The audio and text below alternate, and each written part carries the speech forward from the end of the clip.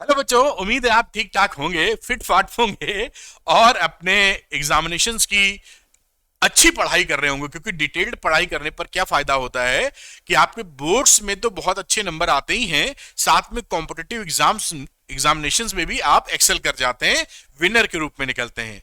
तो class 12th boards के लिए फिजिक्स में ये पहला चैप्टर हम लोग कर रहे हैं, इलेक्ट्रिक चार्जेस एंड फील्ड्स। और इसके अंदर हम लोग पहुंच गए टॉपिक नंबर 4 पर। तो मैंने इस चैप्टर को 5 पार्ट में डिवाइड किया, यानी 5 वीडियो आएंगे, जिसमें से चौथे पर मैं दिखाता हूं और बात को शुरू करता हूं आगे। तो यहां देखिए, electric charges and fields full chapter schedule. ये हम लोग 3 पार्ट ऑलरेडी कर चुके हैं बेटा, इसका लिंक डिस्क्रिप्शन में मिल जाएगा, आप देख सकते हैं। और आज हम लोग कर रहे हैं पार्ट नंबर 4, इलेक्ट्रिक डायपोल। तो इलेक्ट्रिक डायपोल से जुड़ी सारी बातें हम लोग आज कवर करेंगे। अगर वीडियो आप सीक्वेंस में देखेंगे तो नेचुरली आपको बहुत अच्छा समझ में आएगा और फिजिक्स से आपको प्यार हो जाएगा, आसानी से बात बनेगी। चलिए एक कदम बढ़ाते हैं आगे। यहां पर कई बच्चों का यह कहना होता है कि सर, जो आप पढ़ा रहे हैं उसका अगर हमको पीडीएफ भी मिल जाए तो बहुत सुविधा होगी या आसान होगा। तो उसका भी बंदोबस्त है। आप अरविंद एकेडमी टेलीग्राम चैनल को ज्वाइन कर लीजिए, यहां पर मैं इसका पीडीएफ अपलोड कर दूंगा, तो आपको पीडीएफ मिल जाएगा और आप अपनी पढ़ाई को आसानी से आगे बढ़ा पाएंगे। कुछ बच्चे ऐसे होते हैं जो मुझसे पढ़ना चाहते हैं लाइव क्लासेस के थ्रू, तो ये आपको अरविंद एकेडमी ऐप दिख रहा है, जिसका लिंक मैं डिस्क्रिप्शन में देने वाला हूं। तो आप यहां पर अभी एक द्रोणा बैच हम लोग का चल रहा है, जो अभी बहुत स्ट्रॉन्ग बैच है, आप उसको ज्वाइन कर सकते हैं। ये देखिए, द्रोणा बैच, फिजिक्स का द्रोणा बैच है, बिग ऑफर के साथ में। और यहां पर मैथ्स का द्रोणा बैच है। ये बैचेस आप ज्वाइन कर सकते हैं। ये बैच ज्वाइन करने के लिए अरविंद एकेडमी ऐप को डाउनलोड करना पड़ेगा और स्टोर सेक्शन में जाके आप ले लीजिए और फिर मुझसे आप साथ में पढ़ते रहिए। चलिए बात को एक कदम आगे बढ़ाते हैं, जिससे हम लोग की पढ़ाई आगे चल सके। तो ऑन द टॉपिक आ जाते हैं। तो ये रहा साहब इलेक्ट्रिक डायपोल। तो सबसे पहली बात कि आखिर इलेक्ट्रिक डायपोल होता क्या है। तो इलेक्ट्रिक डायपोल वो है जहां पर equal and opposite charges, equal यानी बराबर, अपोजिट मतलब एक प्लस है तो माइनस, तो एक प्लस चार्ज और अपोजिट चार्जेस यानी एक minus Q charge, separated by a small distance, जिनके बीच की दूरी ज्यादा ना हो, छोटी हो। तो ऐसे सिस्टम को हम बोल देते हैं इलेक्ट्रिक डायपोल। इसके बीच की दूरी एल हो सकती है। नॉर्मली हम इसके सेंटर से कैलकुलेशंस करते हैं, इसलिए क्या करते हैं, इसकी बीच की दूरी को हम 2a ले लेते हैं, जिससे एक हिस्सा ये a हो जाए, ये a, और जहां कैलकुलेशन करना हो आसानी से किया जा सकता है। 2l ले ले, 2a ले ले, आधा आधा करना आसान होगा। तो इलेक्ट्रिक डायपोल आप समझ गए होंगे। इलेक्ट्रिक डायपोल क्या रहा, equal and opposite charges separated by a small distance is known as a या is called as a electric dipole। चलिए एक कदम और आगे बढ़ाते हैं। अब डायपोल में एक खास चीज होती है जो डायपोल की स्ट्रेंथ बताती है, कह लीजिए, उसको बोलते हैं डायपोल मोमेंट। डायपोल मोमेंट को P से रिप्रेजेंट करते हैं और ये वेक्टर क्वांटिटी होती है। तो देखिए यहां पर मैं जैसे लिख देता हूं माइनस क्यू और प्लस क्यू, और इसके बीच का डिस्टेंस अगर मैंने 2a लिया हुआ है, तो जो इलेक्ट्रिक डायपोल होगा उसका मैग्नीट्यूड होता है एक चार्ज इंटू 2a। तो दिस इज द मैग्नीट्यूड। अब जैसे मैंने बोला कि ये एक वेक्टर क्वांटिटी होती है, ये कौन सी क्वांटिटी है, वेक्टर। तो जैसे ही मैं बोलूंगा ये वेक्टर क्वांटिटी है, तुरंत प्रश्न उठेगा कि इसका डायरेक्शन किधर है। तो इसका डायरेक्शन किधर होता है, निगेटिव टू पॉजिटिव चार्ज। ये ऐसे में लिख देता हूं P का डायरेक्शन, डायरेक्शन ऑफ P। तो ये डायरेक्शन यहां पे लिखा होगा, direction is along the dipole axis from the negative to positive charge. तो P को जब हम लिखते हैं तो ये वेक्टर क्वांटिटी हुआ Q क्रॉस 2a, ये हमारा फॉर्मूला बन जाता है।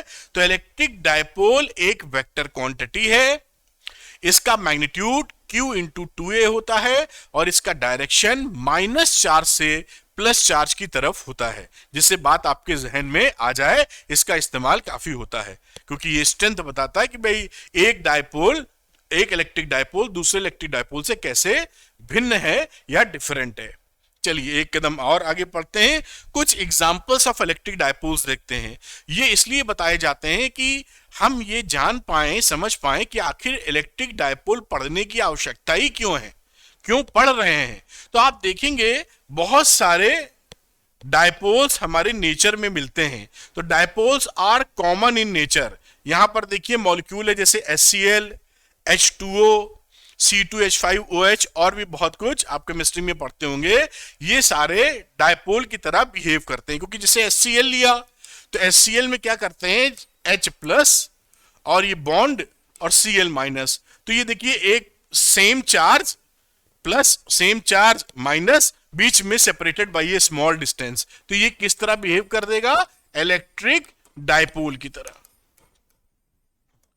ये इलेक्ट्रिक डायपोल क्योंकि इसके अंदर जो centre of all positive charges and centre of all negative charges एक दूसरे के ऊपर ओवरलैप नहीं करते हैं, जिसकी वजह से इनके बीच में डिस्टेंस आ जाता है। ये इलेक्ट्रिक डायपोल की तरह बिहेव करने लगते हैं। समझ पे आए ना, ये लिखा हुआ है यहां पर, और मैंने आपको बताया भी कि जितने भी, ये तो इसमें तो एक ही दिखा तो बड़े आसानी से समझ में आ गया, और इसी तरह और जो मॉलिक्यूल्स हैं उसमें centre of all positive charges, जितने भी पॉजिटिव चार्ज है उसका सेंटर, और जितने भी नेगेटिव चार्जेस है उसका सेंटर, वो दोनों एक के ऊपर एक नहीं आता है, अलग अलग डिस्टेंस पर रहता है, जिससे इलेक्ट्रिक डायपोल का फॉर्मेशन हो जाता है। तो ये हमारे बड़ा नेचर में मिलते हैं, और इनका परमानेंट डायपोल मोमेंट होता है, यानी कि ये ऐसे रखे हैं तो भी इसके अंदर डायपोल मोमेंट है।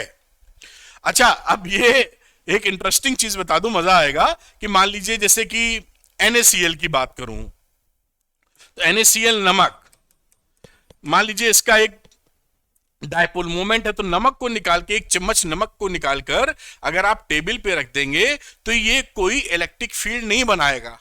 इसका कारण क्या, कि डायपोल है तो इलेक्ट्रिक फील्ड बनाता है, अभी हम देखेंगे। लेकिन ये एक चम्मच नमक अगर आप टेबल पे डाल दें तो वो कोई इलेक्ट्रिक फील्ड नहीं बनाएगा, क्योंकि वहां पर जो उसके मॉलिक्यूल्स हैं उनमें जो डायपोल मोमेंट होता है, वो कोई डायपोल मोमेंट का डायरेक्शन ऐसे है, तो किसी का ऐसे है, तो किसी का ऐसे है, किसी का ऐसे है, एट रैंडम है। तो ये एक दूसरे को नलीफाई कर देते हैं। डायपोल मोमेंट देखा था ना, वेक्टर क्वांटिटी है। तो अगर नमक निकाला और हमने टेबल पे रख दिया तो उसमें इतने सारे मॉलिक्यूल्स हैं कि सबका डायपोल मोमेंट एट रैंडम होता है, कहीं भी हो सकता है। तो उसका निचोड़, उसका सम क्या होगा, 0। तो सब मिलाकर कोई इलेक्ट्रिक फील्ड नहीं बनाते हैं, क्योंकि सबका डायपोल मोमेंट अलग अलग है। बात पकड़ में आई, एक कदम और आगे चलते हैं। अब यहां पर आइडियल और पॉइंट डायपोल, कभी कभी क्योंकि एमसीक्यू वगैरह भी आने लगे हैं और आपको ये मालूम भी होना चाहिए, जो आइडियल या पॉइंट डायपोल होता है किसे कहते हैं। तो वहां पर करते क्या है हम लोग, देखिए जो डायपोल के बीच का डिस्टेंस है मेरे बच्चों 2a, इसको पॉइंट डायपोल बोल रहे हैं ना, तो 2a को हम पॉइंट करने के लिए टेंडिंग टू 0 कर देते हैं, यानी इसके बीच का डिस्टेंस लगभग 0 के बराबर नहीं है, लगभग टेंडिंग टू 0। और इसका जो चार्ज होता है, देखिए यहां पर लिखा होगा डायपोल मोमेंट, चार्ज कह लीजिए, उस चार्ज की वैल्यू हम काफी बड़ी कर देते हैं। क्यों, अगर हम इसके बीच का डिस्टेंस भी घटा दें और चार्ज भी कम रखेंगे तो डायपोल मोमेंट ही 0 आ जाएगा, तो किसी काम का ये डायपोल रहेगा नहीं। क्योंकि जो डायपोल मोमेंट होता है Q इंटू 2a, अगर ये भी 0 के पास में है, ये भी 0 के पास में है, तो डायपोल मोमेंट 0 आ जाएगा, फिर ये डायपोल हमारे किसी काम का नहीं है। तो डायपोल मोमेंट हो, इसलिए ये क्वांटिटी टेंडिंग टू 0 और ये क्वांटिटी टेंडिंग टू इनफाइनाइट चली जाती है। तो इनका जो मल्टीप्लिकेशन है वो P एक फाइनाइट क्वांटिटी आता है, और ऐसे डायपोल्स को हम बोलते हैं पॉइंट डायपोल, क्योंकि इनके बीच कोई लेंथ तो है नहीं, 2a is very very less, लगभग एक दूसरे के पास ही चले गए हैं, तो पॉइंट नुमा बन जाते हैं। तो ये पॉइंट डायपोल या आइडियल डायपोल कहलाता है, जिसके बीच में 2a लगभग 0 हो और q की वैल्यू काफी ज्यादा इनफाइनाइट हो, जिससे कि एक फाइनाइट डायपोल मोमेंट बन सके। ऐसे डायपोल्स इसी भावना के तहत, इसी लॉजिक के तहत जो डायपोल्स हम बोलते हैं, तो यहां पर देखिए जो इंडिविजुअल एटम्स हैं या मॉलिक्यूल्स, उनको हम पॉइंट डायपोल या आइडियल डायपोल की तरह ट्रीट कर लेते हैं, क्योंकि उनके बीच का डिस्टेंस काफी कम होता है और चार्जेस काफी ठीक ठाक होते हैं, तो दोनों का मल्टीप्लिकेशन फाइनाइट क्वांटिटी आ जाता है। तो ये बात आपको समझ में आ गई होगी, ये इंपॉर्टेंट भी है, पूछी भी जाती है। तो एक कदम और आगे बढ़ाते हैं हम लोग। अब देखिए डायपोल फील्ड पर आते हैं। ये एक इंटरेस्टिंग एग्जाम्पल है। हमेशा अगर आपसे ये पूछा जाए पलट के कि क्या कोई ऐसा सिस्टम है, क्या कोई ऐसी बात हो सकती है कि भाई उसका इलेक्ट्रिक फील्ड तो वो बनाए लेकिन उसके पास नेट चार्ज जीरो हो। भाई नेट चार्ज जीरो और इलेक्ट्रिक फील्ड बना रहा है। हमने तो हमेशा यही सीखा है कि कोई चार्ज होगा, नेट चार्ज होगा, तभी इलेक्ट्रिक फील्ड बनेगा।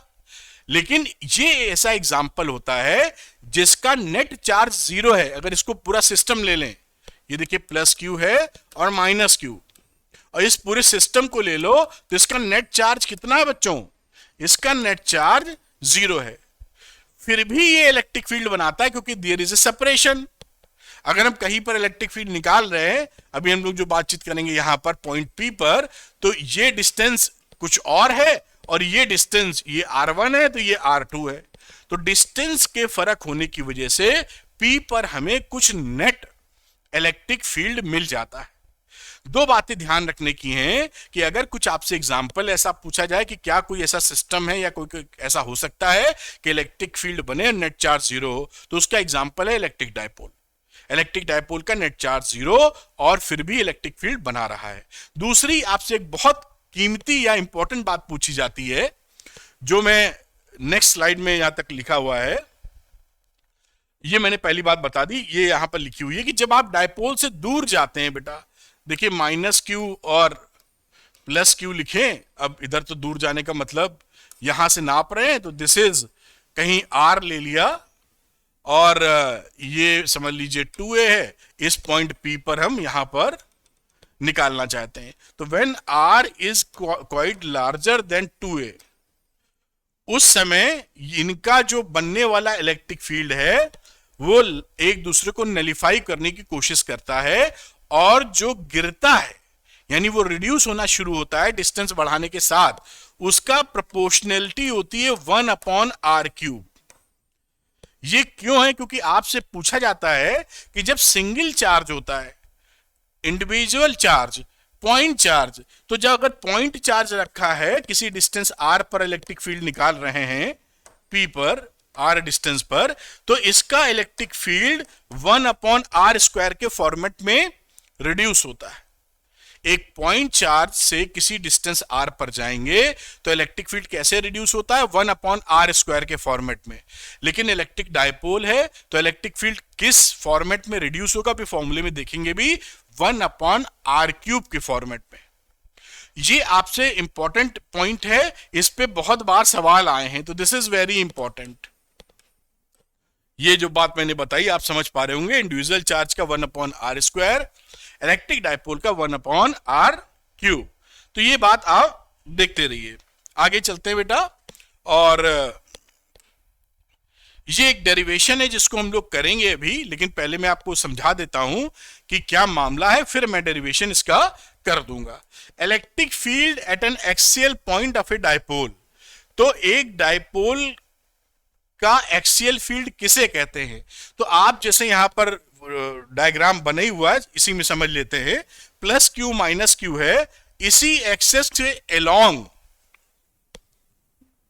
चलिए प्लस क्यू इधर और माइनस क्यू इधर, ये इलेक्ट्रिक डायपोल है सपोज करिए। तो इसी एक्सेस के लाइन में इधर पॉइंट P ले लीजिए या इधर पॉइंट P ले लीजिए P', इसे बोलते हैं हम लोग एक्सियल पोजीशन। तो इस एक्सियल, और ये डिस्टेंस यहां से कितना हो जाता है बेटा? दिस इज R, और इसका बीच का डिस्टेंस नॉर्मली हम 2a लेके चल रहे हैं।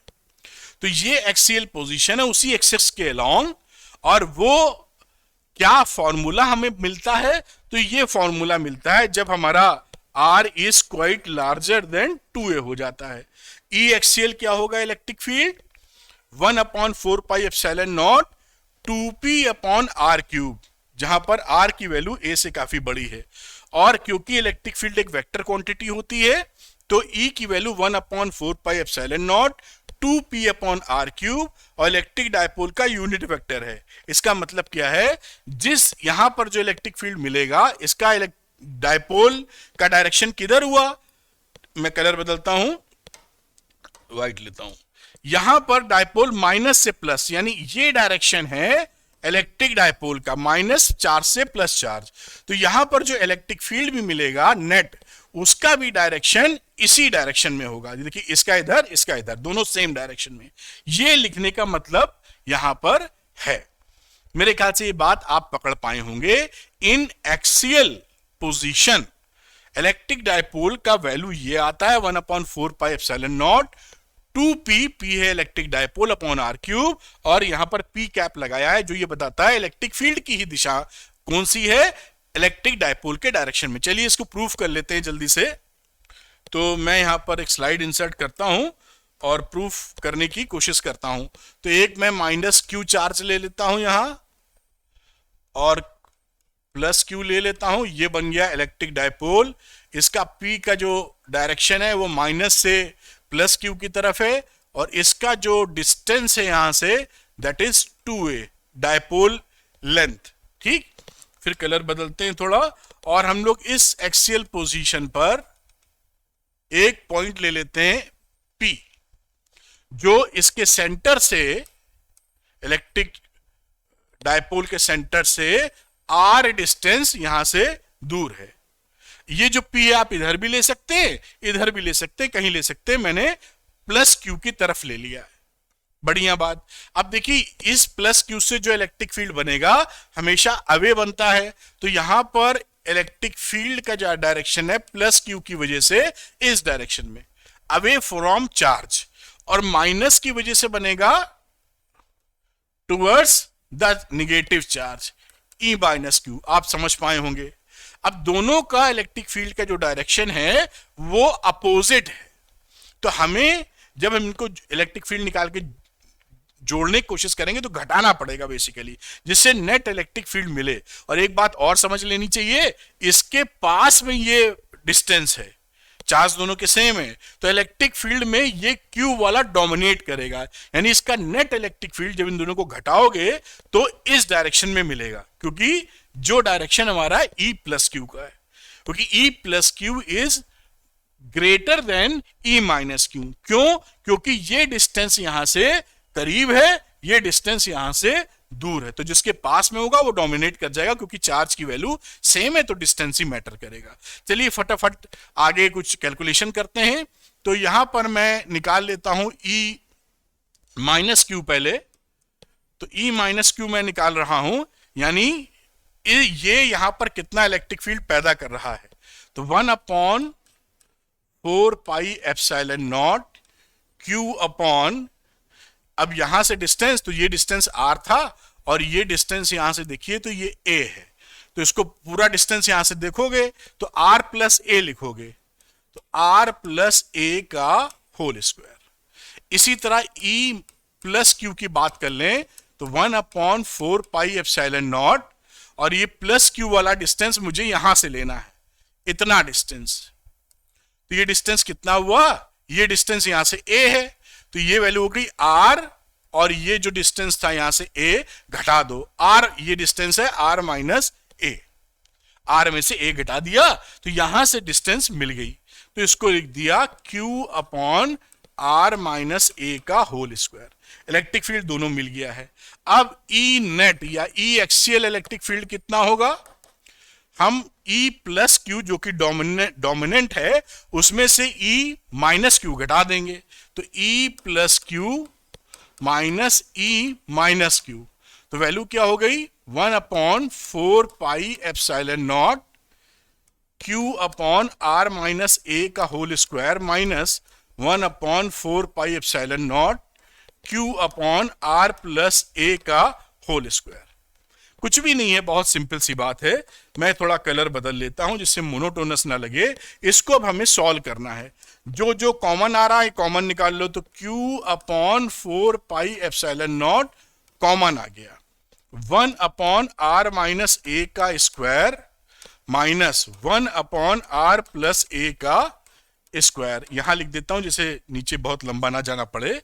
और इसको आप जब सॉल्व करेंगे Q upon 4 pi epsilon naught, तो ये वैल्यू हो जाएगी r प्लस ए का whole square minus r minus a का whole square, r plus a into r minus a का होल स्क्वायर, ये वैल्यू बनी। एक कदम और आगे बढ़ाते हैं बेटा, तो ये हो गया Q upon 4 pi epsilon naught, और इसको जब सॉल्व करोगे तो केवल क्या बचेगा 4RA, r प्लस ए का ओपन कर दो bracket, r square plus a square plus 2RA, और इसको ओपन करोगे तो r square plus a square minus 2RA, तो माइनस माइनस प्लस, और ये बचा 4RA। करके देख लीजिएगा, मैं वो खींच नहीं रहा हूं जबरदस्ती। तो 4AR इज द वैल्यू, इनका जो कैलकुलेशन आया। ये a plus b a minus b है, तो a plus b into a minus b a square minus b square होता है। तो यहां पे लिख देना चाहिए r square minus a square का फिर से स्क्वायर। ये देखिए यहां पर ये वैल्यू बन गई। अब ये ई एक्सेल आ चुका है, तो अगर मैं यहां पे लिख दूं, वेक्टोरली भी लिख सकते हैं हम लोग, अब पी लगा के, कैसे, मैं कलर फिर से बदलता हूं कि ई एक्सेल वेक्टर फॉर्म में लिख रहे हैं, तो ये तो हो गया मैग्नीट्यूड भाई 1/4 पाई एप्सिलॉन नॉट। अच्छा, यहां पर एक चीज और देख लीजिए, हम यहां पर ये जानते हैं कि P की वैल्यू होती है Q इंटू 2A या 2AQ, तो इस 2AQ को P लिख देंगे। ये 4 है ना, 4 को 2 इंटू 2 कर दिया, बात पकड़ में आ रही होगी, और 2AQ को P लिख दिया, तो 1 2 बचा ना यहां पर, तो यहां पर वैल्यू हो गई कितनी, या मैं इसको एक स्टेप बढ़ा देता हूं अभी आपके लिए, तो मैं लिख देता हूं 2AQ into 2R upon R square minus a square का स्क्वायर। और यहां पर क्योंकि वेक्टर फॉर्म लिखा है, तो ये किस डायरेक्शन में है, हमने देखा था कि डायपोल मोमेंट का जो डायरेक्शन है वही नेट इलेक्ट्रिक फील्ड का डायरेक्शन है, दोनों का डायरेक्शन सेम है।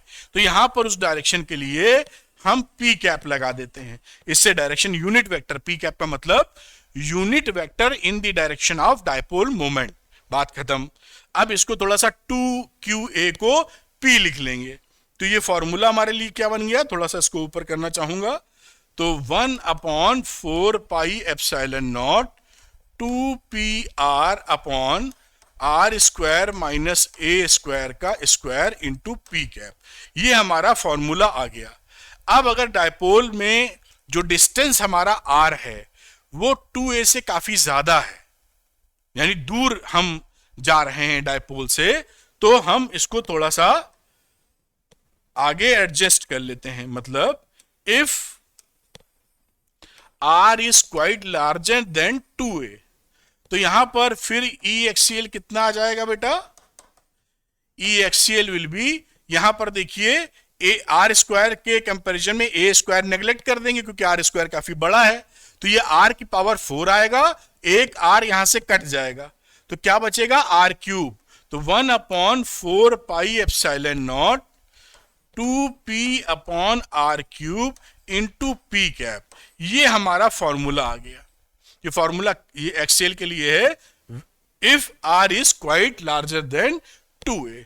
बात पकड़ में आई ना, इससे कैसे आया, क्योंकि आर हमारा ए से काफी बड़ा है, तो ए को नेग्लेक्ट कर दिया, और ये आर की पावर 4 हो जाएगा, ये आर है कटेगा, आर क्यूब आ जाएगा, तो ये एक्सेल है। और यहां पे ये वेक्टर फॉर्म में लिखा है, हमें ध्यान रखना चाहिए कि इलेक्ट्रिक फील्ड जो है, मैं लिख भी दूं जैसे ध्यान रहे, ये कहीं ध्यान रखने वाली बात है, electric field at any axial point of the dipole acts along the dipole axis from negative to positive charge। एक कदम और आगे, that is the direction of dipole moment P। तो ये ध्यान रखिएगा कि इलेक्ट्रिक फील्ड का डायरेक्शन किधर है, जिस डायरेक्शन में इलेक्ट्रिक डायपोल मोमेंट है माइनस क्यू चार्ज से प्लस क्यू चार्ज की तरफ। ठीक है, तो आप समझ गए होंगे ये कैसे मैंने इसको निकाला। आप शुरू से देख लीजिए, नोट करना चाहे नोट कर लीजिए। इसका एक इक्वेटोरियल वाला भी पार्ट आता है जिसको भी हम लोग करेंगे। तो मैं इसको थोड़ा सा नीचे करता हूं इस डेरिवेशन को, और डेरिवेशन किस चीज का था उसके लिए स्लाइड पीछे वाली काम आएगी। Electric field at N axial point of a dipole, ये फॉर्मूला मैंने समझाया था। कहां से निकला ये फॉर्मूला, मैंने डेराइव किया है। कहां से निकला है, वो यहां से निकला है। तो इसका स्क्रीनशॉट ले सकते हैं, वरना पीडीएफ तो मैं आपको दूंगा ही। तो ये आप नोट कर लीजिए। मेरे ख्याल से मैं हट गया हूं और आपने नोट किया होगा। थोड़ा सा ऊपर ले जाता हूं और यहां तक आप इसको नोट कर सकते हैं, नोट्स बना सकते हैं, जो भी आपको ठीक ठाक लग रहा हो। चलिए इसके अगले कदम पर चलते हैं, जहां पर हम लोग बातचीत करेंगे electric field at an equatorial point of a dipole. तो इक्वेटोरियल पोजीशन क्या रही, मैं इसी फिगर में समझाता हूं। ये देखिए माइनस क्यू चार्ज है, इधर प्लस क्यू चार्ज है, ये इसका एक्सेस हो गया। इस एक्सेस के परपेंडिकुलर बाइसेक्टर, यानी कि 90 डिग्री पे लाइन लीजिए और इसके मिड पॉइंट से जाए। परपेंडिकुलर बाइसेक्टर, ये जो लाइन है डॉटेड, इस पर कोई भी पॉइंट आप ले लें, उस पॉइंट को हम बोलते हैं इक्वेटोरियल पोजीशन। बात समझ में आई होगी। फिर से आपको री एम्फसाइज करने के लिए, जैसे आप बात को अच्छी ना भूलें किसी कीमत पर। अगर मैं माइनस क्यू लिया हूं, यहां प्लस क्यू लिया हूं, तो इसके परपेंडिकुलर बाइसेक्टर पर, जो कि यहां से 90 डिग्री एंगल बना रहा है और इसके मिड पॉइंट पर है, कोई भी पॉइंट पी ले लेंगे, that is known as a equatorial point. तो यहां पर हमारा इलेक्ट्रिक फील्ड कितना होगा, इसकी चर्चा हम करेंगे। फॉर्मूला पहले दिखा देता हूं, फिर इसका डेरिवेशन भी फटाफट कर लेंगे। तो ये स्लाइड आ गई। तो ये देखिए, इस यहां पर पी पॉइंट लिया जो कि इससे आर डिस्टेंस दूर है, दिस इज आर डिस्टेंस।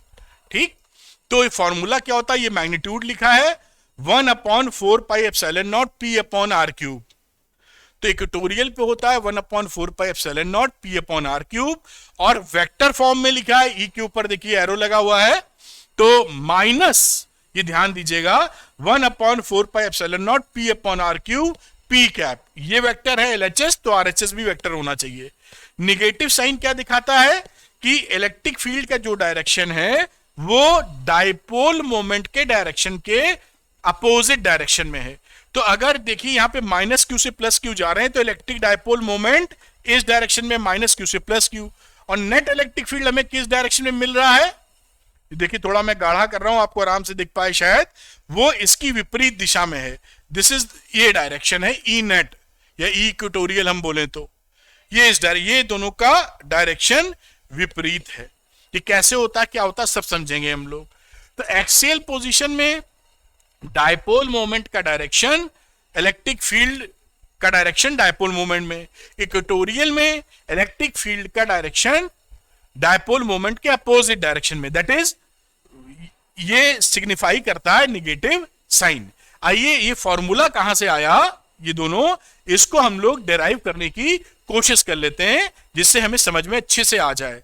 तो चलिए साहब इसको फटाफट करते हैं, और यहां पर एक फिगर बना लेते हैं। ये मान लीजिए माइनस क्यू है, इसी से कुछ दूरी पर हमने यहां पर प्लस क्यू ले लिया, ये बन गया डायपोल। इसके सेंटर पॉइंट पर हमने परपेंडिकुलर बाइसेक्टर खींचा, यहां कोई पॉइंट ले लेते हैं, सपोज करिए P। अब क्योंकि इसके बीच का डिस्टेंस 2a था, तो इसको मैं a लिख देता हूं, इसको मैं a लिख देता हूं। बात पकड़ में आई होगी। ये सेंटर है तो इसको आप O लिख दीजिए। डायपोल मोमेंट किधर है, डायपोल मोमेंट का डायरेक्शन इस तरफ है, माइनस से प्लस चार्ज की तरफ। अब यहां पर थोड़ा मैं कलर बदलूं जिससे आपको अच्छा लगे। अब इस पॉइंट P को मैं इससे मिला देता हूं, स्ट्रेट लाइन, और इससे मिला देता हूं। थोड़ा घूम गया है लेकिन आप समझ पाएंगे। अब देखिए ये जो प्लस वाला है, ये इलेक्ट्रिक फील्ड किधर बनाएगा, वो तो सीधी रेखा में बनाता है, तो इलेक्ट्रिक फील्ड बनाएगा ऐसे, that is E plus Q. बात पकड़ में आई? अवे, अपने से दूर पॉजिटिव चार्ज है, नेगेटिव चार्ज है तो अपनी तरफ इलेक्ट्रिक फील्ड बनाएगा, तो यहां से इलेक्ट्रिक फील्ड आएगा ऐसे अपनी तरफ, ना समझ में आ रही है बात? तो ये इसको मैं E माइनस क्यू कह देता हूं। तो इलेक्ट्रिक फील्ड के हमको डायरेक्शन दिख गए, ठीक। अब क्योंकि ये परपेंडिकुलर बाइसेक्टर है तो ये दोनों लाइनें बराबर होंगी, तो ये एंगल अगर मैं थीटा लेता हूं तो ये एंगल भी हमको थीटा मिल जाएगा। इतनी बात हमें समझ में आई। अब अगर ये देखिए ट्रायंगल का ये एक्सटीरियर एंगल है पूरा, ये तो अगर ये थीटा तो ये एंगल कितना हो जाएगा बच्चों? 2 थीटा।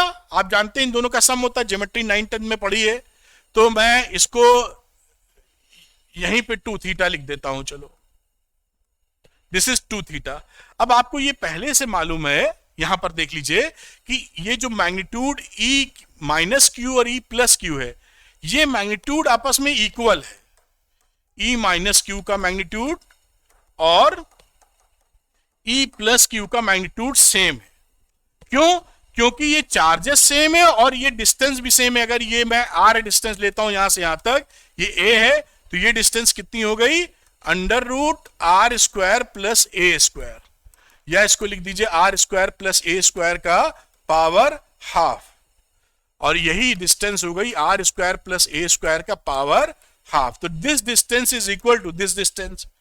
चार्ज भी सेम, डिस्टेंस भी सेम, तो इलेक्ट्रिक फील्ड का मैग्नीट्यूड भी सेम। तो ये दोनों मैग्नीट्यूड हो गए सेम। अब आपको और हमको ये पता है कि अगर दो इलेक्ट्रिक फील्ड या दो फोर्सेस सेम मैग्नीट्यूड के कहीं लग रहे हैं ई, तो इनका रिजल्टेंट इनके एंगल बाइसेक्टर से जाता है। तो जो इनका रिजल्टेंट होगा, ई नेट कह देता हूं या ई आर कह दो, वो एंगल बनावेगा ये एंगल थीटा, और ये एंगल थीटा बराबर होगा, बीचों बीच से जाएगा, एंगल बाइसेक्टर से जाएगा। तो यहां पर जो हमारा नेट इलेक्ट्रिक फील्ड बन रहा है, वाईटी ले लेते हैं, वो इनके ऐसे बीचों बीच से जाएगा, जिसे हम लोग ई इक्वेटोरियल कह देते हैं। और ये बीचों बीच से 2 थीटा था, तो ये एंगल थीटा हो गया, ये एंगल थीटा हो गया, क्योंकि टोटल एंगल 2 थीटा था और इसके बीचों बीच से जा रहा है। अब देखिए ये थीटा और ये थीटा, तो ये ट्रांसवर्सल 9 10 पे पढ़ा था, तो ये दोनों, ये लाइन और ये लाइन आपस में पैरेलल हो गई। ये आप जानते हैं ये कौन से एंगल्स हैं? Alternate angles. मैं बहुत माइन्यूट हर चीज क्लियर कर रहा हूं। अल्टरनेट एंगल्स आप जानते हैं ना, मैथमेटिक्स में पढ़े हुए हैं, ज्योमेट्री में ऐसे दो पैरेलल लाइंस होती हैं, तो यहां पर आप ये जो एंगल ले रहे हैं ये अल्टरनेट एंगल हो गए। वही एंगल यहां पर बराबर है, तो ये डायरेक्शन और ये डायरेक्शन पैरेलल है। हाँ, इसका डायरेक्शन P का और E का डायरेक्शन अपोजिट है। तो हमको ये समझ में आ गया कि electric field electric dipole moment के अपोजिट डायरेक्शन में। बात पकड़ में आ रही है ना? इलेक्ट्रिक फील्ड का डायरेक्शन इधर है, इलेक्ट्रिक डायपोल का इधर है, दिखाई पड़ रहा होगा। और क्यों पैरेलल है ये मैंने पूरा आपको समझा दिया, इतना डिटेल में किताबों में भी नहीं लिखा रहता है ये कैसे ये पैरेलल है। ये थीटा था, ये थीटा था, ये angle 2 theta, exterior angle interior angle के सामने वाले अपोजिट इंटीरियर एंगल के सम के बराबर होता है, और फिर ये मैग्नीट्यूड सेम, तो ये बीचों बीच से जा रहा है, तो थीटा थीटा, तो ये थीटा बराबर अल्टरनेट इंटीरियर एंगल्स हो गए बराबर। तो ये दोनों लाइन पैरेलल, ये इस डायरेक्शन में, ये इस डायरेक्शन में। ठीक, बात खत्म। अब यहां पर हम वैल्यू निकालने की कोशिश करते हैं कि ये E प्लस क्यू और E माइनस क्यू की वैल्यू कितनी है तो मैग्नीट्यूड सेम।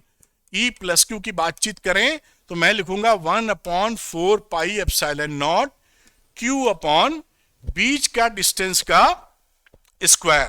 तो ये डिस्टेंस देखिए कितनी है, r square plus a square, root में इसका square, r square plus a square root में है इसका स्क्वायर। तो वैल्यू आ गई 1/4 pi epsilon naught Q upon r square plus a square, root हट गया स्क्वायर करने पर। E माइनस क्यू की बात करेंगे आप, 1/4 पाई एप्सिलॉन नॉट, तो Q और यहां से भी डिस्टेंस सेम ही है, तो यही चीज यहां पे लगा देंगे। चलिए लिख देता हूं, और यहां भी देखिए तो ये मैग्नीट्यूड फिर से सेम आ गया, बस अंतर क्या है, दोनों का डायरेक्शन अलग अलग है ना। ये देखिए मैग्नीट्यूड सेम, मैग्नीट्यूड सेम, जो कि हमें यहां पर दिखाई भी पड़ रहा है। अब इसके मैग्नीट्यूड निकालने के लिए बड़ी इंटरेस्टिंग चीज मैं इसी में थोड़ा सा आपको समझाता हूं। कलर थोड़ा बदल लूं, नहीं शायद दिखे ना, तो हरा कलर कुछ और ले लेते हैं, मेरे ख्याल से ब्लू ले लेते हैं। अब यहां पर इसको थोड़ा नीचे कर लेता हूं। यहां पर देखिए ये E प्लस क्यू के दो कंपोनेंट ले रहे हैं, ये एंगल थीटा है ना, तो एक कंपोनेंट ले लिया इस डायरेक्शन में, एक कंपोनेंट ले लिया इस डायरेक्शन में, तो यहां आ गया E cos theta, E plus, यहां पे जगह कम है तो ये E plus Q cos theta, और यहां वैल्यू हो गई E plus Q sine theta.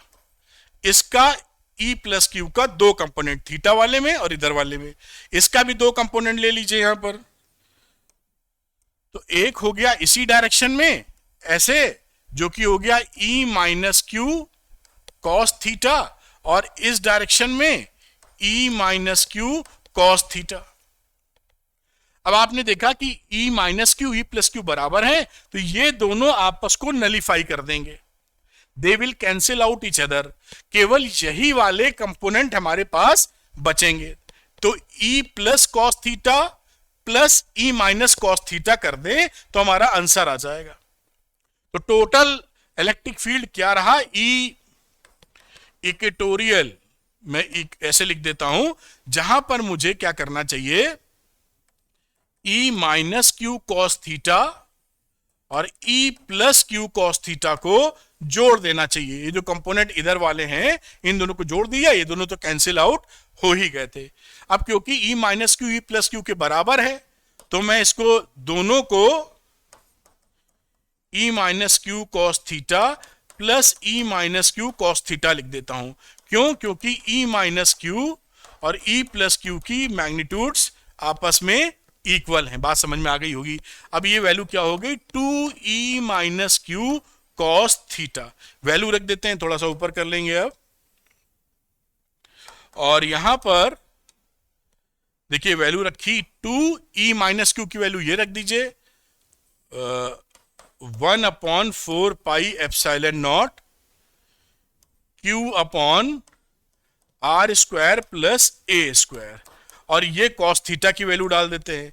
Cos theta यहां से क्या होगा, दिस इज थीटा, मैं यही लिख देता हूं, ध्यान से देखिए, cos theta base upon hypotenuse, तो बेस है ए और हाइपोटेन्यूज क्या है, r square plus a square का अंडर रूट। ये देखिए इसकी वैल्यू यहां डाल दीजिए आप, तो ये रहा a upon r square plus a square की पावर हाफ। एक कदम और आगे बढ़ा लेते हैं। अब देखिए 2Q, इसको आपस में मिला लो, 2Q और A, तो हम जानते हैं जो P होता है 2QA के बराबर होता है, अगर 2A बीच का डिस्टेंस है तो 2QA को हम लिख सकते हैं P, तो E equatorial is equal to, ये P आ गया 1/4 pi epsilon naught P upon, और इसकी पावर ये एक है पावर, ये आधी है जुड़ जाएगी, r square plus a square का पावर 3/2। तो ये देखिए हम लोगों ने क्या निकाल दिया, दिस इज द मैग्नीट्यूड। ये किस फॉर्मेट में है, ये मैग्नीट्यूड है इक्वेटोरियल पोजीशन पे। और अगर हम यहां पर लिखना चाहें वेक्टर फॉर्म में, तो हमें दिशा भी देनी होगी, डायरेक्शन भी देना होगा, तो मैं यहां लिख देता हूं E, मैं कलर बदल लेता हूं, E इक्वेटोरियल, ये लग गई डायरेक्शन, और 1/4 पाई एप्सिलॉन नॉट, ये मैग्नीट्यूड हो गया P upon r square plus a square की पावर 3/2, और P cap is the direction, लेकिन उसकी उल्टी डायरेक्शन में मैंने समझाया था। यहां पर देखें आप, यहां पर आप देख पा रहे हैं कि जो P है इधर है और नेट इलेक्ट्रिक फील्ड इधर है, दोनों एक दूसरे के विपरीत है। यही माइनस साइन ये देखते हुए यहां पर पुट कर दिया गया है, ये पुट कर दिया यहां पर, ये P से अपोजिट डायरेक्शन में। अब वही हम करते हैं कि अगर ये R हमारा डायपोल से काफी दूर है, तो if R is quite larger than 2A, तो A को हम छोड़ देंगे, नेग्लेक्ट कर देंगे, तो ई इक्वेटोरियल क्या बन जाएगा, 1/4πε0 पी अपॉन आर क्यूब, क्योंकि ये ए स्क्वायर निपट जाएगा, आर स्क्वायर का 2 से 2 कटेगा, आर क्यूब आ जाएगा, और पी क्या है, R H S L H S दोनों वेक्टर में लिखा है, और ये आपका आंसर हो गया। यहां पर फिर उस बात को हाईलाइट करने के लिए कि डायरेक्शन ऑफ इलेक्ट्रिक फील्ड क्या है, मैं फिर से लिख रहा हूं, क्योंकि ये बड़ी अहमियत वाली बात है। तो direction of electric field at any point on the equatorial line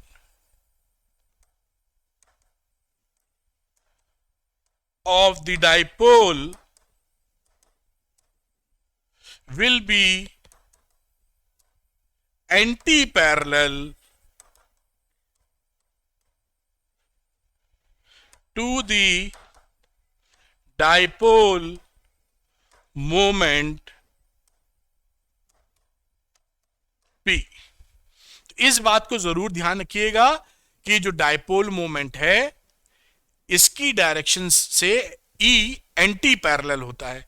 तो ये देखिए फाइनल फॉर्मूला हमारे हाथ में आ गया है, इसको भी आप स्क्रीनशॉट या नोट करना चाहें तो कर सकते हैं।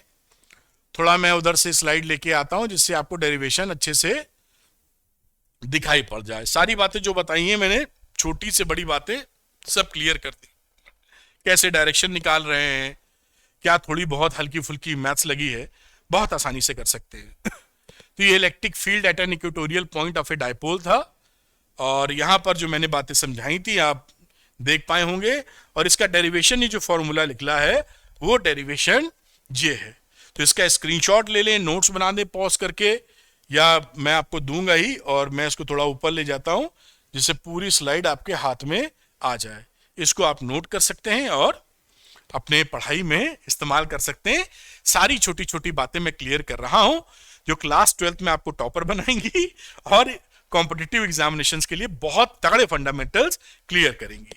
एक कदम और आगे चलते हैं, अब हम कंपैरिजन करेंगे कि जो एक्सियल पोजीशन पर इलेक्ट्रिक फील्ड आया था और इक्वेटोरियल पोजीशन पे जो इलेक्ट्रिक फील्ड था वो उनमें क्या रिश्ता है मैग्नीट्यूड वाइज। तो उस रिश्ते का अगर जिक्र करें तो ई एक्सियल हमारा था, आपको याद होगा 1/4πε0 2p/r³। मैग्नीट्यूड की बात करें तो this is the magnitude. Direction तो सेम था इलेक्ट्रिक डायपोल और इलेक्ट्रिक फील्ड का। ये एरो छोड़ दीजिए यहां पर। ई इक्वेटोरियल की बात करें तो मैग्नीट्यूड जो है 1/4πε0 p/r³, ये भी हमारा मैग्नीट्यूड है बेटा। अब इन दोनों में देखिए तो ई एक्सियल हमारा ई इक्वेटोरियल का डबल है, 2p है या सिंगल p है, तो इसी को यहां लिख देते हैं। देखिए E axial is equal to 2 into equatorial. ये भी इंपॉर्टेंट है, आपसे पूछ लेते हैं शो द रिलेशन या what is the ratio between E axial upon E equatorial. तो ये रेशियो क्या हो जाएगा, ई एक्सियल अपॉन इक्वेटोरियल 2:1। और यहां से हम दोनों से देख भी पाए कि जो इलेक्ट्रिक फील्ड है वो 1/r³ चल रहा है, जो मैंने बातचीत की थी, इज 1/p अगर सेम है फॉर ए गिवन डायपोल तो 1/r³। तो जो पॉइंट चार्ज से, ये क्या है इलेक्ट्रिक डायपोल के लिए है, इलेक्ट्रिक डायपोल, और फॉर पॉइंट चार्ज हमारा फॉर्मूला जो होता है उसके अनुसार 1/r² जाता है। ये बहुत इंपॉर्टेंट बात है, इसलिए मैं आपको बार बार हाईलाइट करके दे रहा हूं कि जो बच्चा मुझसे पढ़ रहा है वो विनर ही बन के निकले, मजा आ जाए। ठीक है, तो ये बात भी आप समझ गए हैं। अब अगला कदम लेके चलते हैं। जब हम टॉर्क की बात करेंगे, इलेक्ट्रिक डायपोल पर टॉर्क कितना लगता है उसका भी छोटा सा डेरिवेशन है पिद्दिकड़ी, उसको भी हम लोग कर लेंगे। तो देखिए ये है torque on A dipole in A uniform electric field. एक यूनिफॉर्म इलेक्ट्रिक फील्ड है जो यहां से यहां पर रिप्रेजेंट किया गया है। ये देखिए इलेक्ट्रिक फील्ड का डायरेक्शन ये है, ये जो एरो दिख रहा है आपको, दिस इज इलेक्ट्रिक फील्ड, और यूनिफॉर्म है इसलिए पैरेलल लाइंस हैं, same equally spaced in same direction. और यहां पर एक डायपोल है, ये देखिए डायपोल है, प्लस क्यू यहां पे दिख रहा होगा, माइनस क्यू यहां पर दिख रहा होगा। इस पर अगर किसी एंगल पर ये इलेक्ट्रिक फील्ड से एंगल थीटा बना रहा है तो उस समय इस पर कितना टॉर्क लगता है और क्यों लगता है। तो क्यों लगता है मैं यही समझा देता हूं आपको। देखिए यहां पर प्लस क्यू, क्योंकि ये इलेक्ट्रिक फील्ड है, प्लस चार्ज पर इलेक्ट्रिक फील्ड की दिशा में ही फोर्स लगता है। तो ये जो फोर्स लग रहा है वो कितना, मैं रेड कलर लेता हूं, लिखूंगा तो हाईलाइट होगा। तो इस पर हमारा फोर्स कितना लगा, F बराबर QE, और डायरेक्शन किधर है, इधर। यहां पर आ जाइए तो माइनस क्यू चार्ज है, तो इस पे फोर्स लगा F बराबर QE, लेकिन इस डायरेक्शन में। दोनों पर सेम फोर्स हैं लेकिन अपोजिट डायरेक्शन में है, और इनके बीच में डिस्टेंस भी है। तो इस पे नेट फोर्स कितना हुआ, 0, क्योंकि एक इस दिशा में एक इस दिशा में है। एक दूसरे को कैंसिल नहीं करेंगे, लेकिन कैंसिल तब करते हैं, कई बच्चे ये गड़बड़ करते हैं। तो कई ये कैंसिलेशन तब होता है जब एक ही पॉइंट पर सेम फोर्स लगे। अगर कोई फोर्स इधर F लग रहा है, इससे किसी डिस्टेंस पर फोर्स F इधर लग रहा है, तो जो लीनियर फोर्स है, net force will be 0, but these forces will form torque. Torque क्या करेगा, उसको घुमाने की कोशिश करेगा। ये क्लास 11th में रोटेशनल सिस्टम में या रोटेशनल वाले टॉपिक में आप पढ़ चुके हैं। बात समझ में आ रही है। अगर कैंसिल होना है तो F एक ही पॉइंट पर अपोजिट डायरेक्शन में लगे तो कैंसिल हो जाएंगे। यहां पर नेट फोर्स तो 0 है, क्योंकि एक दूसरे पे, एक इधर लग रहा है फिर इधर लग रहा है, लेकिन क्योंकि उनके बीच में एक परपेंडिकुलर डिस्टेंस है, उस वजह से ये टॉर्क फॉर्मेशन कर देते हैं। टॉर्क फॉर्मेशन तभी होता है जब इक्वल एंड अपोजिट फोर्सेस हो, जहां पर दोनों के बीच में एक परपेंडिकुलर डिस्टेंस भी हो। तो they will form A torque, और उसको घुमाने की कोशिश करेगा। जैसे ये फोर्स इधर है, ये इधर, तो ये इसको ऐसे करने की कोशिश करेगा। बात समझ में आ रही होगी। तो net force is 0 here, but there is an torque here. उसी टॉर्क को हम पकड़ने की कोशिश कर रहे हैं। तो ये टॉर्क कितना होता है, देखिए टॉर्क का अभी मैं फॉर्मूला कैसे डराइव करते हैं, बहुत आसान सा कर देंगे, लेकिन उसकी वैल्यू जो है वो P साइन थीटा होती है, या फॉर्मूला आ जाएगा torque is a vector quantity, तो P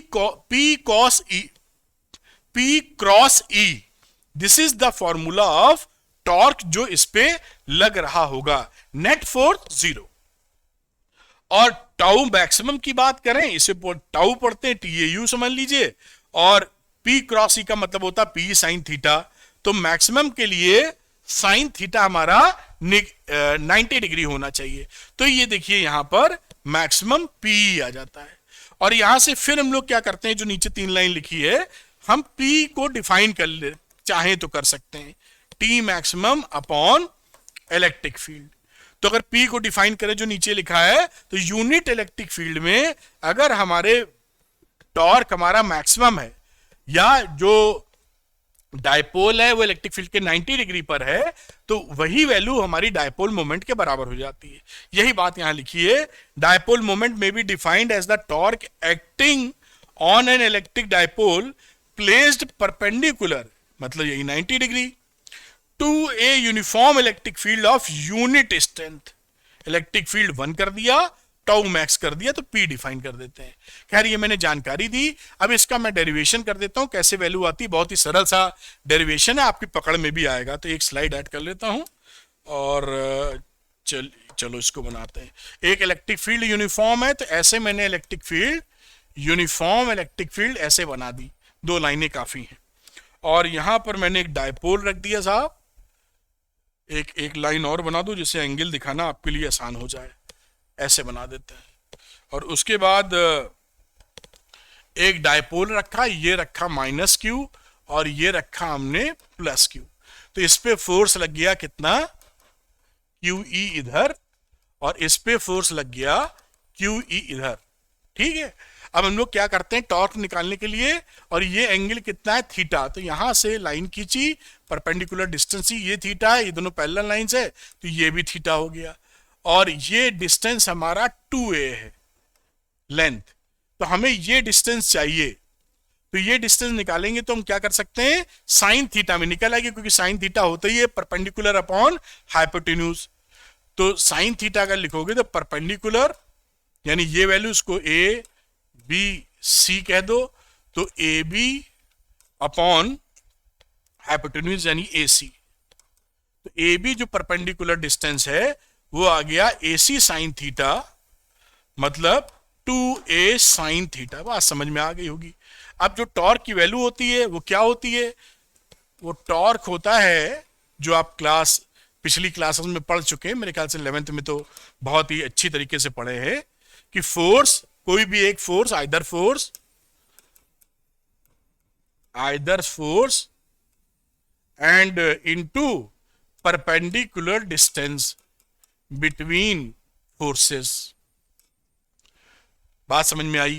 तो ये लिखा हमने टाउ, और आइदर फोर्स मतलब एक फोर्स हो गया एफ, और परपेंडिकुलर डिस्टेंस कितनी थी, 2a साइन थीटा। तो ये रहा टाउ। एफ कितना लगा, एफ होता है charge into electric field force, तो एफ की वैल्यू हो जाती है Q into E. This is the force, आप जानते हैं। तो यहां पर हमने लिखा QE into 2a sine theta. अब देखिए P जो होता है वो P बराबर होता है 2QA के, ये भी हमें पता है।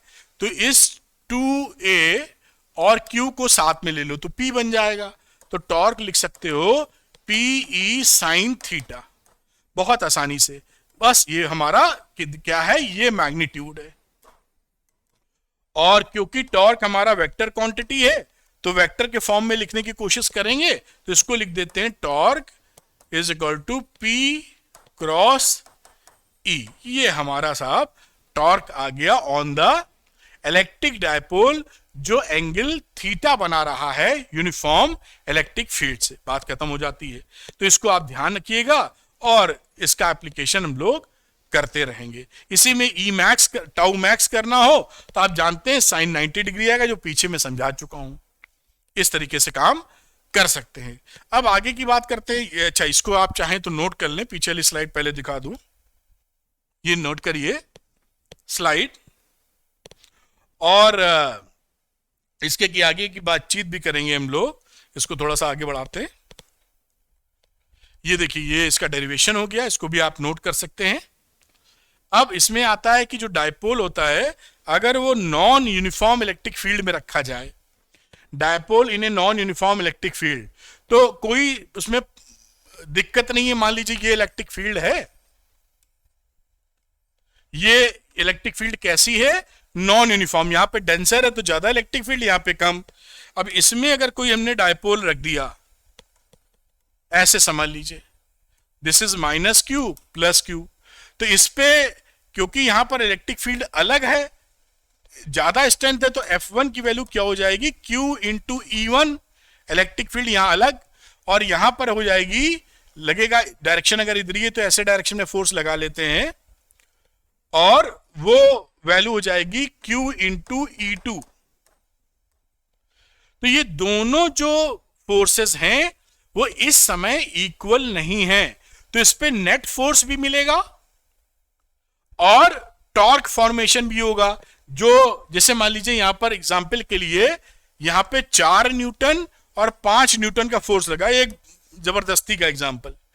तो 4 न्यूटन 5 न्यूटन का मतलब है 4 प्लस 1, ये 4 वाला ये इसके 4 के साथ टॉर्क बना लेगा, इक्वल एंड अपोजिट। अगर ये अपोजिट डायरेक्शन में इलेक्ट्रिक फील्ड बन रही है, तो अगर नहीं बन रही है तो उसका कंपोनेंट कोई, तो ये टॉर्क में घुमाएगा भी, और इसका नेट यहां पर फोर्स भी हो गया, 5 में से 4 गया तो 1, तो ये जो है ऐसे वो घूमेगा भी और आगे भी बढ़ जाएगा। आगे भी, पहले वाले में यूनिफॉर्म में क्या था, अपनी जगह घूम रहा था, आगे नहीं बढ़ रहा था क्योंकि नेट फोर्स नहीं था। और यहां पर क्या हुआ, नेट फोर्स भी है, तो ये घूमने की भी कोशिश कर सकता है और आगे भी बढ़ सकता है। ये है कहानी, ध्यान रखिएगा, ये नॉन यूनिफॉर्म इलेक्ट्रिक फील्ड है। बस इतनी बात समझ लीजिए। कुछ बातें और एनसीईआरटी में दी है तो वो भी आपको थोड़ा सा दिखा देते हैं, काहे को रह जाए। अब देखिए यहां पर लिखा है when the dipole is parallel और anti parallel to E in non uniform field. तो यहां पर मान लीजिए एक डायपोल आपने रखा है, ये रहा -q और ये रहा +q, और इलेक्ट्रिक फील्ड का डायरेक्शन ये है। तो इसे क्या बोलेंगे, ये मोमेंट इसका देखिए, इलेक्ट्रिक डायपोल मोमेंट क्या है, इस डायरेक्शन में ये पैरेलली रखे हुए हैं। When P is parallel to E, और ये नॉन यूनिफॉर्म इलेक्ट्रिक फील्ड है, ध्यान रखिएगा, यानी यहां पर इलेक्ट्रिक फील्ड कुछ और, यहां पर कुछ और। तो अगर ये इंक्रीजिंग डायरेक्शन है, this is the E is increasing, कोई ज्यादा इसमें दिक्कत नहीं है, तो यहां पर E2 हमारा ज्यादा तगड़ा होगा E1 से। तो जो फोर्स लग रहा होगा यहां पर F is equal to QE2, और यहां पर जो इस डायरेक्शन में फोर्स लग रहा होगा F is equal to QE1, ये फोर्स इससे ज्यादा होगा क्योंकि E2 is greater than E1, इस डायरेक्शन में इलेक्ट्रिक फील्ड बढ़ रहा है। तो ये जो पूरा डायपोल है वो इस तरह शिफ्ट होने की कोशिश करेगा, उसी डायरेक्शन में आगे बढ़ने की, क्योंकि E इज इंक्रीजिंग, ऐसे दिखाया है। समझ जाए, एक लॉजिक है, कॉन्सेप्ट है एनसीईआरटी में, जिससे समझने से आपका दिमाग खुलेगा।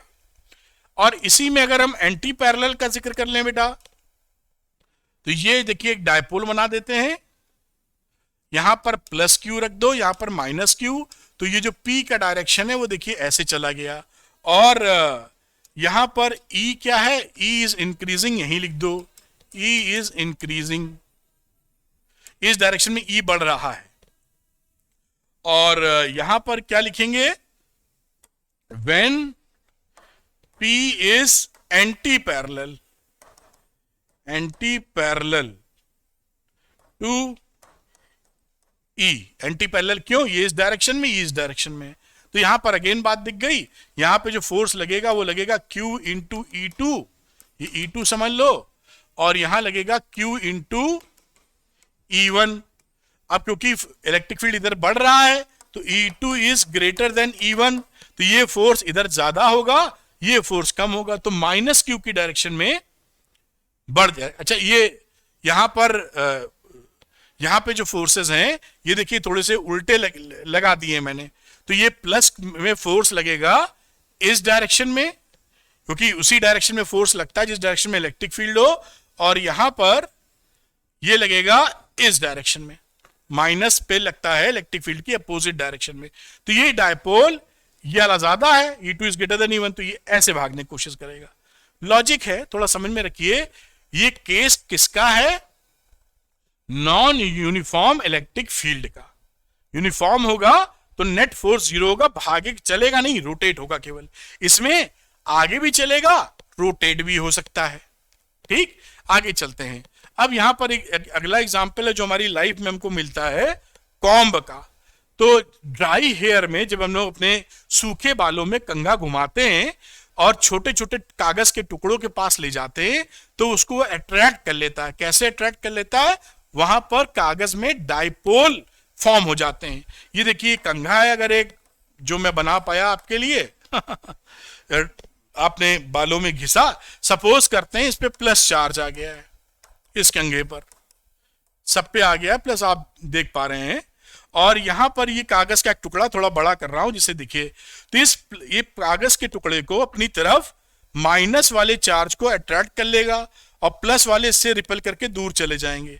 तो ये क्या बन गया, ये बन गया इलेक्ट्रिक डायपोल टाइप। और इसकी वजह से, क्योंकि ये निगेटिव वाला पास है, पॉजिटिव वाला दूर है, तो ये जो फोर्स निगेटिव पे ये ज्यादा लगेगा, ये इसको अपनी ओर अट्रैक्ट कर लेगा। तो दैट इज द रीजन। ये और ये अभी भी न्यूट्रल है कागज का टुकड़ा, यानी एक चार्ज एक न्यूट्रल बॉडी को भी अट्रैक्ट कर सकता है। प्लस माइनस को ही अट्रैक्ट करे ऐसा नहीं है, प्लस एक न्यूट्रल बॉडी को भी अट्रैक्ट कर सकता है, जिसका ये एग्जांपल है। क्योंकि इस कागज के टुकड़े पर कोई नेट चार्ज नहीं है, जितना प्लस है उतना ही माइनस है। तो एक चार्ज बॉडी एक न्यूट्रल बॉडी को भी अट्रैक्ट कर सकती है, जिसका ये एग्जांपल आपको दिखाई पड़ रहा है। छोटी छोटी बातें पकड़ते रहिएगा। अब अगली बात आती है फिजिकल सिग्निफिकेंस। फिजिकल सिग्निफिकेंस का यही मतलब कि हमको समझ में आ जाए पढ़ क्यों रहे हैं, हमारे जीवन में ये कहाँ कहाँ हमको मिलता है। तो कुछ बातें लिखी जो हम लोग जान लेंगे यहाँ पर। उसका कारण क्या है कि जब हम लोग चैप्टर नंबर 2 पढ़ेंगे डायलैक्ट्रिक्स, तो उसके अंदर ये मामला फिर से आएगा।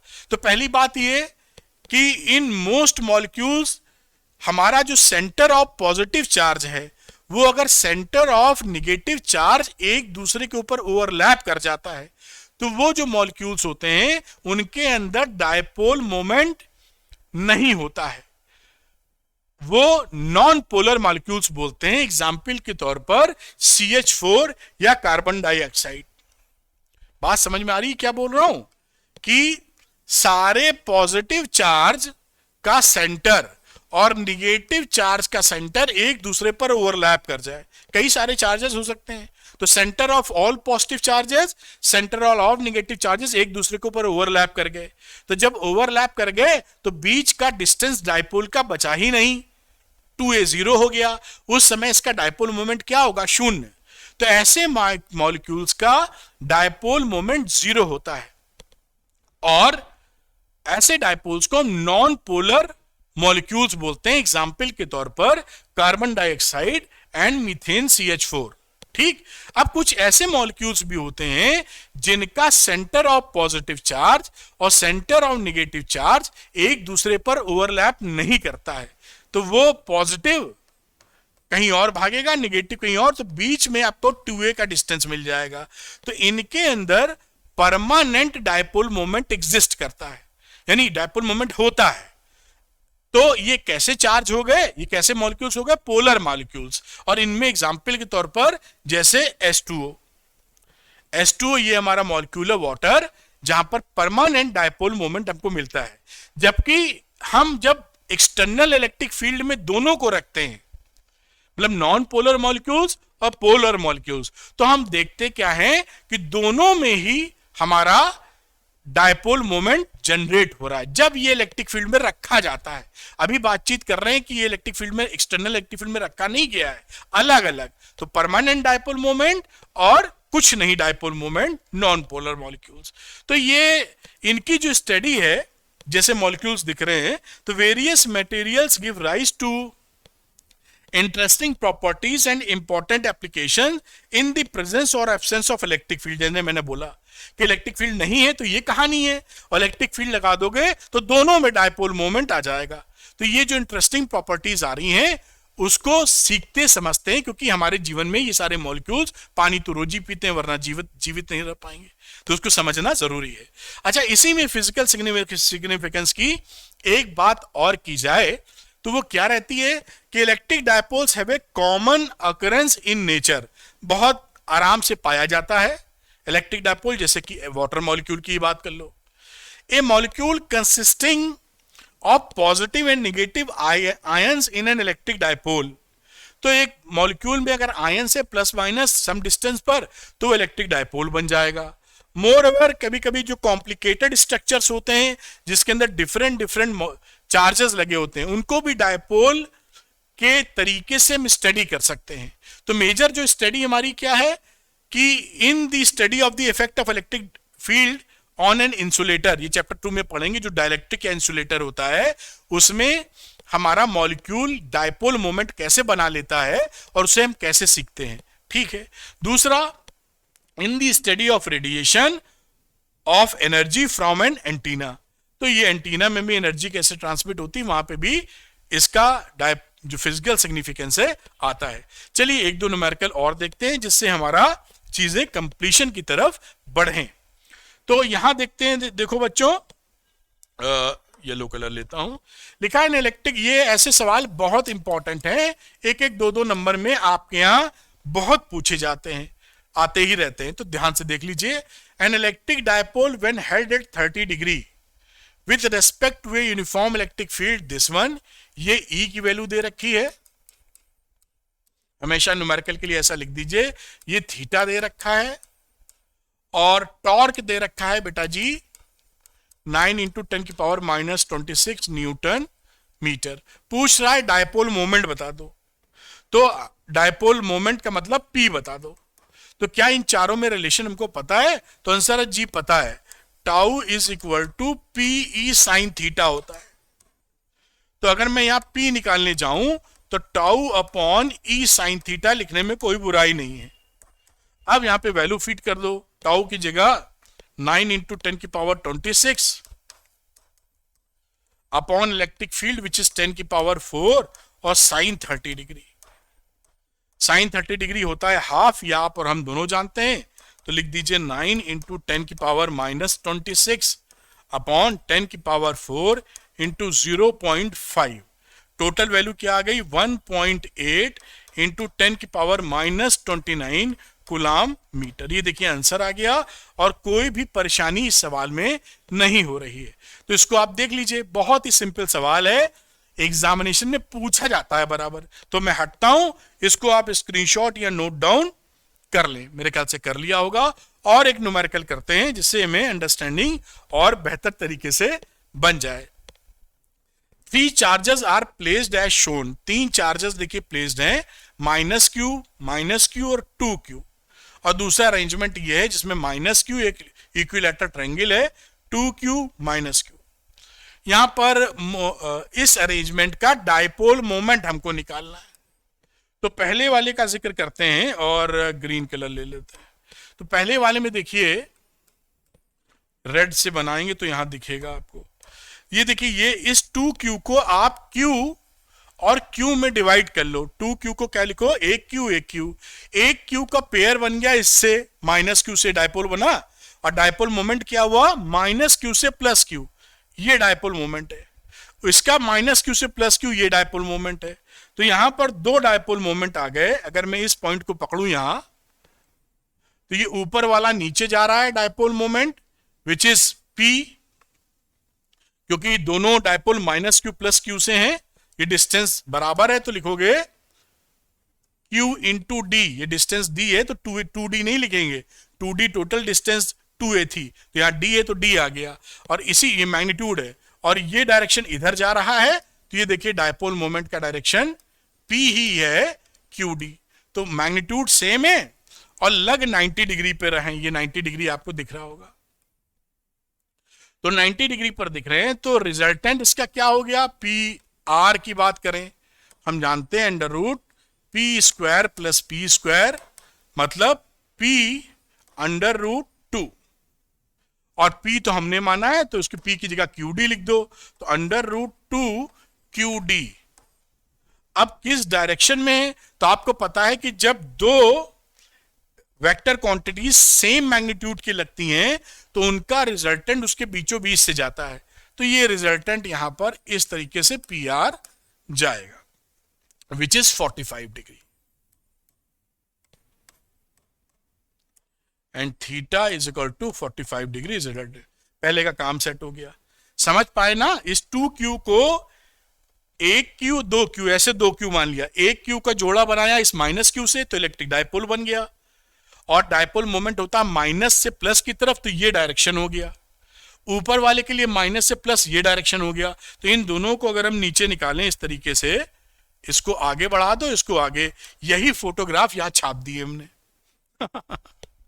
दूसरे में चलते हैं। देखिए अब यहां पर देखिए, इस 2q को भी q और q लिख लीजिए आप। तो एक जोड़ा बना ये -q + q का, तो एक इलेक्ट्रिक फील्ड, मैं यहां पे कलर ले रहा हूं जो दिखे, एक P का डायरेक्शन ऐसे आया और एक इधर वाले का P का डायरेक्शन -q से +q, P का डायरेक्शन ऐसे आया। यहां दोनों P सेम है, क्योंकि मैग्नीट्यूड का अगर जिक्र करें तो अगेन q इंटू डी, और इसका भी मैग्नीट्यूड कितना है? q into D. बात समझ में आ रही होगी। तो इसी का फोटोग्राफ मैं बनाऊं यहां, सेकंड वाला पार्ट अगर हम लोग कर रहे हैं, तो ये दो फिगर मैं ऐसे दिखाता हूं। यहां पर P चला गया है QD, और ये देखिए एंगल कितना होगा? 60 डिग्री, क्योंकि ये इक्विलैटरल ट्रायंगल है। तो ये एंगल हो गया आपका 60 डिग्री, और ये भी हो गया P = QD। दो, अब इनका हमें रिजल्टेंट निकालना है, तो इसका रिजल्टेंट हम वेक्टर वाले मेथड से भी जोड़ के निकाल सकते हैं, P square plus P Q square plus 2pq cos theta, या कंपोनेंट करके खटाक से निकाल सकते हैं। इसका कारण क्या है कि ये दोनों पी सेम है ना, तो इसका जो रिजल्टेंट होगा वो इसके सेंटर से जाएगा। बात समझ में आ रही होगी आपको। तो सेंटर का मतलब है एंगल बाइसेक्टर से जाएगा। तो अगर मैं, आप देखिएगा इसी बाइसेक्टर की डायरेक्शन में जो कि पी आर होएगा, तो ये एंगल कितना हो गया बेटा 30 डिग्री, और ये एंगल भी हो गया 30 डिग्री। अगर मैं पी का कंपोनेंट ले लूं, एक ले लूं इस डायरेक्शन में और दूसरा इसके परपेंडिकुलर, और इसी का ले लो एक इस डायरेक्शन में दूसरा इसके परपेंडिकुलर, तो ये दोनों तो कैंसिल कर जाएंगे आपस में, सेम मैग्नीट्यूड है ना। ये पी क्या रहा, पी साइन 30, ये भी पी साइन 30, और ये क्या रहा, दो बार पी कॉस 30, पी कॉस 30, दोनों ऐड कर दीजिए। बात समझ में आ रही है ना। इसका एक कंपोनेंट इधर 30 डिग्री पर, इसका इधर 30 डिग्री पर, तो दो बार ऐड हुआ।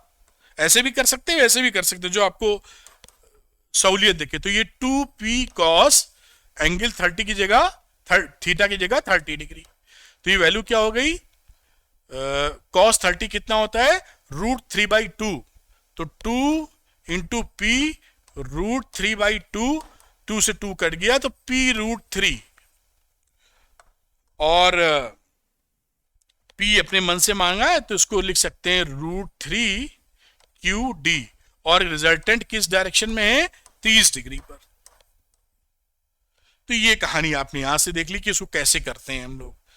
लॉजिक समझ में आया होगा। आप इसको उस तरीके, जब ये कंपोनेंट वाला चक्कर आप अच्छी तरह सीख जाएंगे तो ये बहुत आसान लगने लगता है, और आपको सीखना ही होगा अच्छी फिजिक्स के लिए, आसान बहुत रहता है। इस तरह से कंपोनेंट करके शांति से देख लीजिए, आप पकड़ पाएंगे। इस वाले पी का कंपोनेंट एक इधर लिया है, एक इसके परपेंडिकुलर डायरेक्शन में, ये 30 डिग्री था और ये इधर चला गया 90 डिग्री इस वाले के। इसी तरह ये 30 डिग्री, ये इसके 90, ये दोनों कैंसिल कर दिए, दोनों जुड़ गए आपस में। तो इसको आप नोट कर लीजिए। एक सवाल जल्दी से और लगाते हैं, जैसे पूरी बात हमारी एकदम धांसू तरीके से कंप्लीशन की तरफ चली जाए। तो ये आप नोट कर पाए होंगे, थोड़ा सा मैं ऊपर कर देता हूं, ये देखिए नोट कर पाए। चलिए एक अगला न्यूमेरिकल और लेते हैं बेटा। ये देखिए एनसीईआरटी का क्वेश्चन है, यहां लिखा है 2 charges plus minus 10 microcoulomb are placed 5 millimetre apart. Determine the electric field at a point P on the axis of the dipole, axial position 15 centimeter away from center O, on the side of the positive charge। ठीक है, और a point Q 15 centimeter away from O on a line passing through O and normal to the axis, ये equatorial position है। तो पहले वाली की अगर हम बात करें, जो एक्सियल पोजिशन की बातचीत चल रही है, तो ई लिख देते हैं, पॉइंट पी था शायद, कौन सा पॉइंट है, पॉइंट पी जो एक्सियल पॉइंट पे बन रहा है, तो उसको लिखेंगे 2p/4πε0 r³, जो फॉर्मूला होता है एक्सियल पे पढ़ने वाला।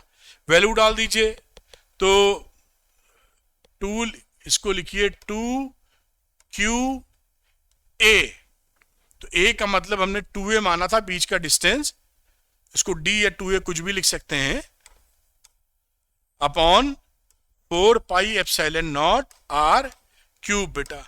अब यहां पर देखिए, तो ये 1/4πε0 हो गया, और 10 की पावर 9 इंटू 10 की पावर 9, ये रहा 2।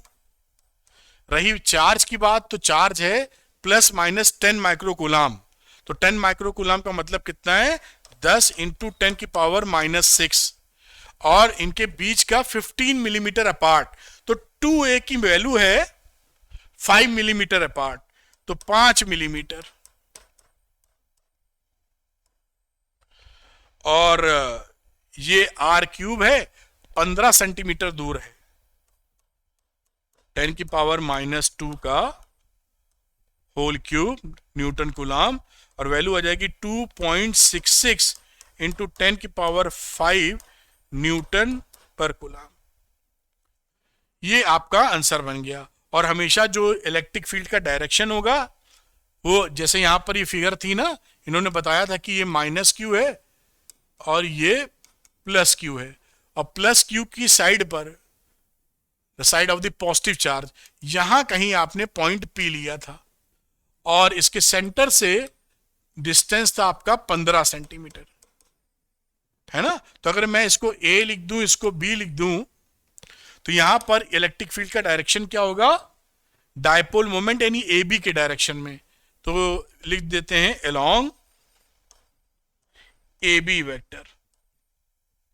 अगर इसको मैं इस डायग्राम से समझाने की कोशिश करूं, अब मैं इसका सेकंड पार्ट हैंडल कर लेता हूं। तो यहां पर बी पकड़ता हूं और ये एक्सेल पॉइंट का जिक्र है एट पॉइंट क्यू। तो यही एक डायपोल है और ओ पॉइंट ये है, क्यू पॉइंट यहां ले लेते हैं, और ये कितनी दूर है, 15 सेंटीमीटर। तो यहां पर इलेक्ट्रिक फील्ड हमको निकालना है। तो इलेक्ट्रिक फील्ड निकालने का तरीका जो हमारे साथ रहता है वो क्या रहेगा, इक्वेटोरियल के लिए आप जानते ही हैं, यहां पर इसका नेट इलेक्ट्रिक फील्ड इस डायपोल मोमेंट जो इस डायरेक्शन में है उसकी अपोजिट डायरेक्शन में रहेगा, जो मैं ई क्यू लिख रहा हूं यहां। ये दोनों एंटी पैरेलल होते हैं in case of equatorial position. तो थोड़ा सा मैं उसके ऊपर करता हूं और वैल्यू लिखते हैं ई इक्वेटोरियल वाली।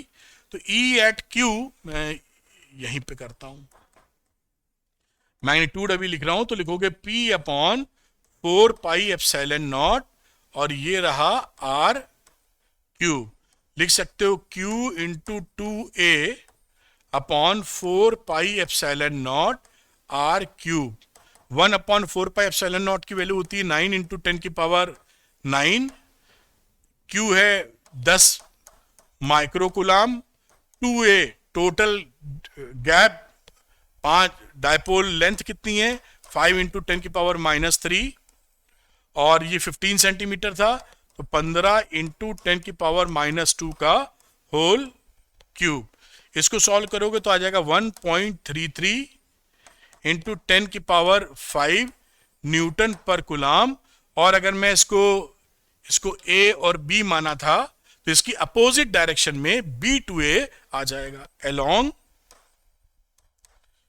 बी ए वेक्टर। तो ये आंसर आ गया आपका, ये इधर का आंसर आ गया। इस तरीके से देखिए इस सवाल को कर सकते हैं।